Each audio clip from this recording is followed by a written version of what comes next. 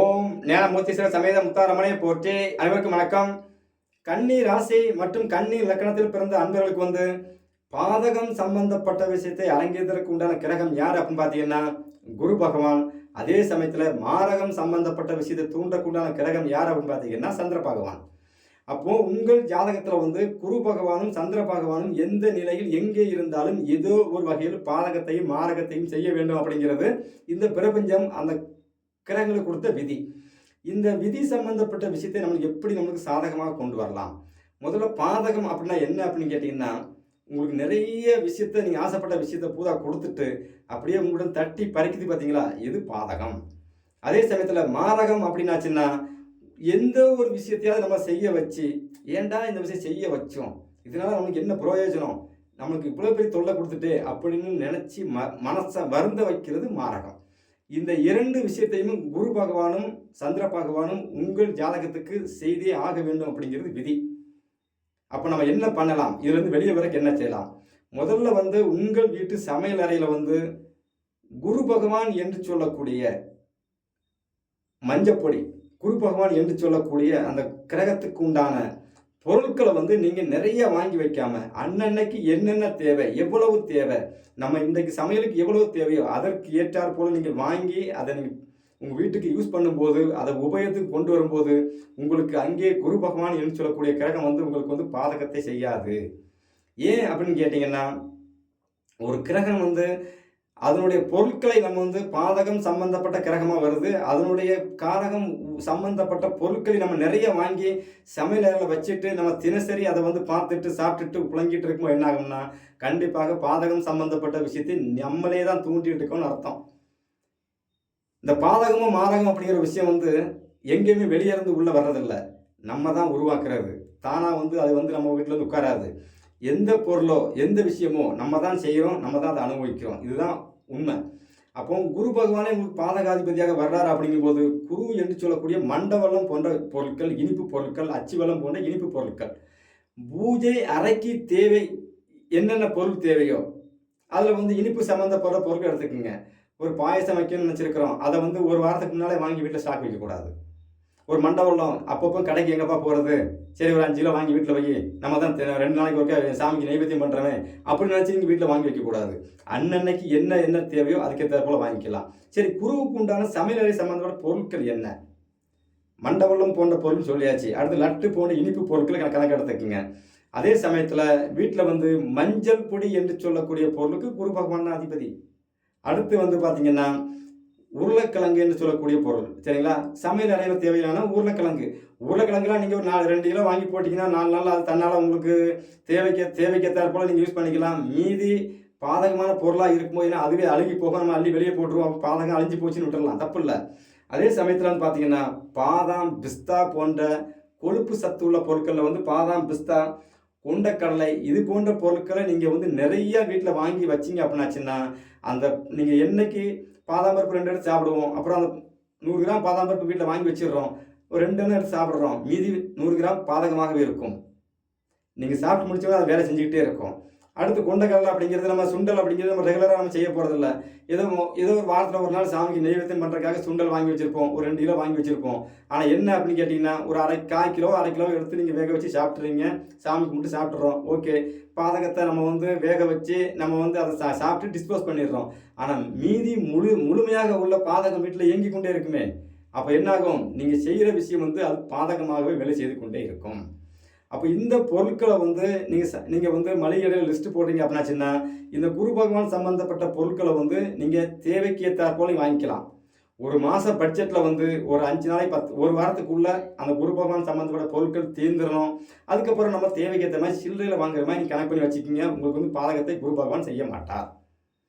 அடுத்து பார்த்தீங்கன்னா சந்திரன் அப்படின்னாலே முதல்ல வர்றது அரிசி தான். நம்ம என்ன பண்ணுவோம் அப்படின்னு கேட்டிங்கன்னா, ஒரு மூட்டை அரிசி எடுத்து வீட்டில் வச்சுருவோம் வைடா அப்படின்ட்டு. என்னைக்கு அன்னன்னைக்கு போய் மளிகையில் போய் எங்கே அரிசி வாங்குறது அப்படின்ட்டு.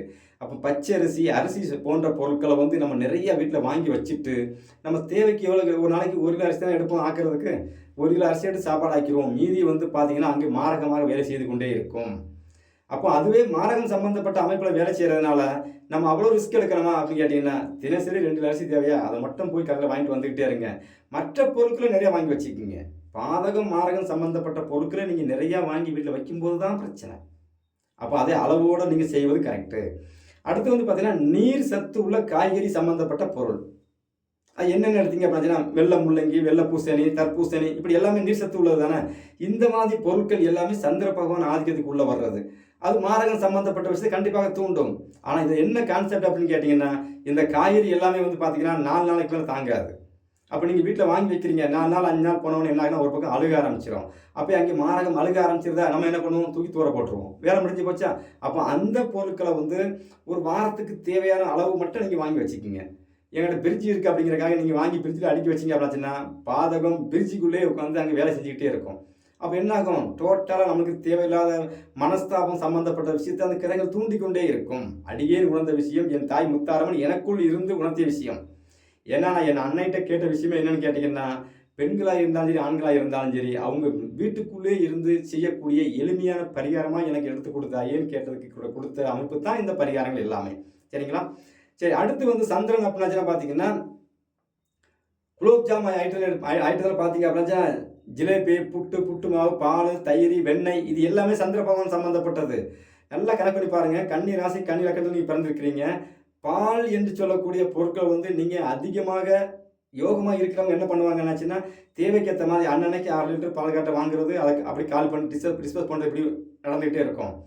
அதே சந்திர பகவான் வந்து உங்களுக்கு கெடுக்கிற அமைப்பில் என்ன பண்ணணும்னா, நீங்களே உங்கள் வீட்டில் தயிர், வெண்ணெய் போன்ற பொருட்களை வந்து வாங்கி ஃப்ரிட்ஜில் மொத்தமாக வாங்கி வச்சுக்கிட்டு, அன்னன்னைக்கு போய் எவன்டா கடையில் போய் வாங்குறது, ஃப்ரிட்ஜில் தயிர் பாக்கெட்டுக்கு இப்படி எடுத்து நீங்கள் யூஸ் பண்ணுற மாதிரி இருக்கும். இதெல்லாம் வந்து உங்களுக்கு வந்து பாதகத்தையும் மாரகத்தையும் ஏதோ ஒரு வழியில் வந்து உங்களுக்கு மனக்கசப்பை கொடுத்துக்கிட்டே இருக்கும்.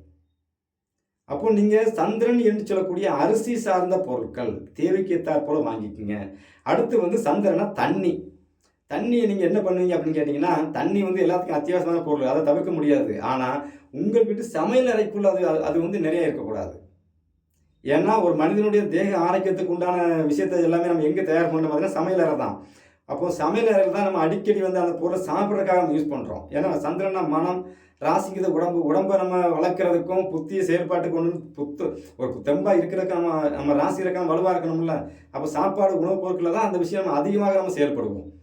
அப்போ தண்ணி என்று சொல்லக்கூடிய ஒரு விஷயம் வந்து பார்த்தீங்க அப்படின்னாச்சுன்னா, சமையல் அறையில் வந்து ஒரு 2 குடம் தண்ணி, இன்றைக்கி எவ்வளோ தண்ணி தேவையோ 2 குடம் தண்ணி தேவையோ அதை மட்டும் வீட்டில் நீங்கள் வச்சுருக்குங்க.